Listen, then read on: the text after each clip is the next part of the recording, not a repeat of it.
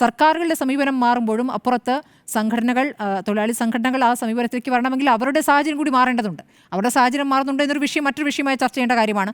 അപ്പോൾ അത് അവിടെ നിൽക്കുന്നുണ്ട്. അപ്പോൾ അവർക്ക് കൂടി നല്ല അവസരങ്ങളും നല്ല സംവിധാനവും നല്ല ജീവിക്കാനുള്ള സാഹചര്യവും ഒരുക്കിക്കൊണ്ട് ഉള്ള വ്യാവസായിക നയം, അതാണ് കേരളം ഇപ്പോൾ സ്വർഗത്തിലാണ് എന്ന് മന്ത്രി പി രാജീവ് പറയുമ്പോൾ സ്വർഗത്തിലാവണമെങ്കിൽ അതും കൂടി വേണം. കാരണം ഇവിടെ ഈ വലിയ സമ്മിറ്റ് നടക്കുന്നത് ഹയാത്തിലാണല്ലോ, ഗ്രാൻഡ് ഹയാത്തിൽ. ആ ഹയാത്തിൻ്റെ നിർമ്മാണവുമായി ബന്ധപ്പെട്ട് ഇവിടെ അതിനെതിരെ സമരം ചെയ്തവരാണ്. ഇന്ന് ഹൈബിയുടെ അത് പോസ്റ്റായിട്ട് ഇട്ടിട്ടുണ്ട്. അപ്പോൾ ആ സമരം കാലത്തിൽ നിന്നും ആ സമീപനത്തിൽ നിന്നും മാറുന്നു എന്നുള്ള കാര്യം പോസിറ്റീവായ കാര്യം തന്നെ. അപ്പോൾ അത് നല്ല കാര്യമായി തന്നെ അവിടെ നിൽക്കുന്നു. ഇതേ സമ്മിറ്റ് അവിടെ നടക്കുമ്പോഴാണ് അവിടെ ആശാവർക്കർമാർ സമരം ചെയ്യുന്ന സാഹചര്യം നിൽക്കുന്നു. അപ്പോൾ എല്ലാവർക്കും സ്വർഗമാവേണ്ടതുണ്ട്. ഇവിടെ ഒരു വിഭാഗത്തിന് മാത്രം സ്വർഗമാവുകയല്ല. ആ നിലയ്ക്ക് നോക്കുമ്പോൾ വികസനം എന്ന് പറയുമ്പോൾ എല്ലാവർക്കും കിട്ടുന്ന വികസനമാകണം, എല്ലാവർക്കും ഭേദ്യമാകുന്ന വികസനമാകണം. ആ നിലയ്ക്കാകണം സർക്കാരിൻ്റെ ചിന്തകൾ വരേണ്ടത്.